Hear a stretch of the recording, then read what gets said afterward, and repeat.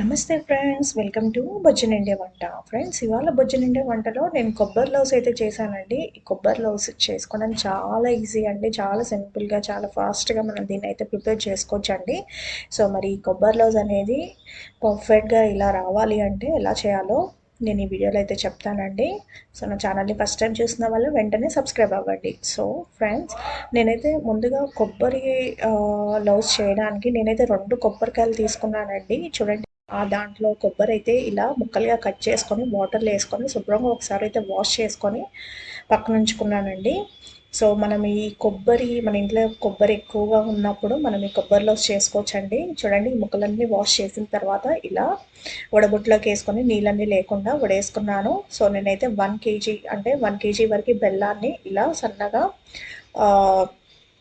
దంచుకొని పక్కన ఉంచుకున్నాను. అండ్ మనం కొబ్బరి ఏదైతే తీసామో అది మిక్సీ పట్టుకొని ఆ కొబ్బరి అంతా కూడా తురుము ఈ బెల్లంలోకి వేసుకొని చూడండి, ఇదంతా కూడా ఇలా ఈ బెల్లంలోని ఇలా కలుపుకోండి. సో మొత్తం అంతా పట్టేటట్టుగా ఇలా కలుపుకోండి ఈ విధంగా.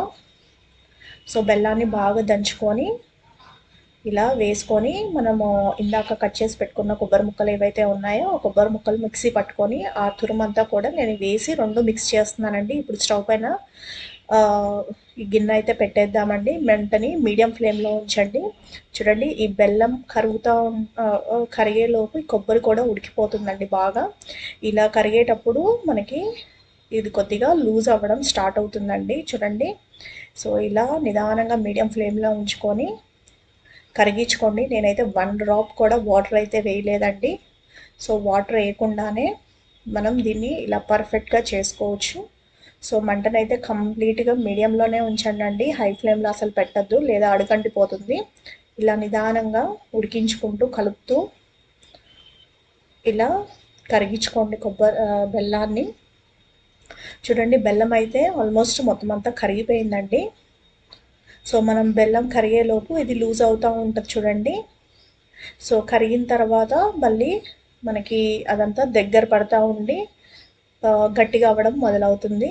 సో ఇలా చూడండి, మనం మూతలో వేస్తే ఉండ ఫామ్ అవ్వాలండి. అప్పుడు పర్ఫెక్ట్ కన్సిస్టెన్సీ వచ్చినట్టు మనకు తెలిసిపోతుందండి. సో ఇలా బాగా దగ్గర పడేటప్పుడు ఒక హాఫ్ బద్ద వరకు నిమ్మకాయ రసం అయితే పిండానండి నేను. ఒకసారి నిమ్మకాయ రసం ఇలా పిండిన తర్వాత మళ్ళీ ఒకసారి కలుపుకొని ఒక 10 నుంచి 15 నిమిషాల వరకు ఉడకనియండి సన్న మంట పైన. చూడండి, మనకి ఎప్పుడైతే ఇలా గంటని ఇలా తిప్పుకున్నప్పుడు మనకు తెలిసిపోతుందండి, ఉండలాగా ఫామ్ అయిపోతుంది అని అనుకున్నప్పుడు మనకు పర్ఫెక్ట్గా వచ్చినట్టు అండి.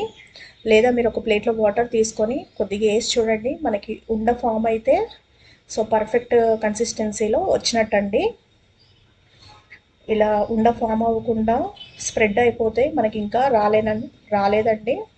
చూడండి, ఇప్పుడు ప్లేట్లోకి నేను కొద్దిగా నెయ్యి అయితే రాసుకొని మనము ఈ కొబ్బరి లౌస్ని చెక్కనైతే చేసుకోవచ్చు ఇలా ఈ విధంగా.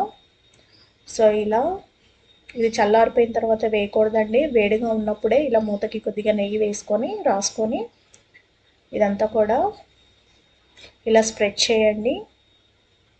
ఇది పూర్తిగా చల్లారిపోవాలండి. 1 అవర్ వరకు చల్లారిపోయిన తర్వాత మనకి కట్ చేసుకొని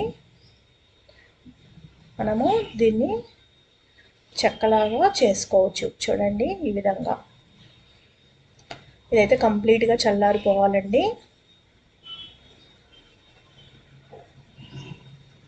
సో 1 అవర్ తర్వాత మనం ప్లేట్ ఇలా బోల్తా వేస్తే మనకి ఇలా చెక్క అయితే ఫామ్ అయిపోతుందండి. ఇది పర్ఫెక్ట్ కన్సిస్టెన్సీతో మనకు కొబ్బరి లౌస్ అయితే ఫామ్ అయిపోయిందండి.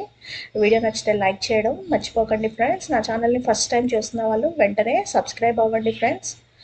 అండ్ ఒకవేళ మీకు ఈ వీడియో నచ్చితే మీ ఫ్రెండ్స్కి, మీ రిలేటివ్స్కి కూడా షేర్ చేయండి.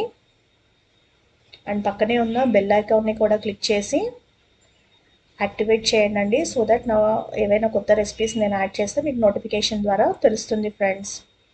Thank you for watching.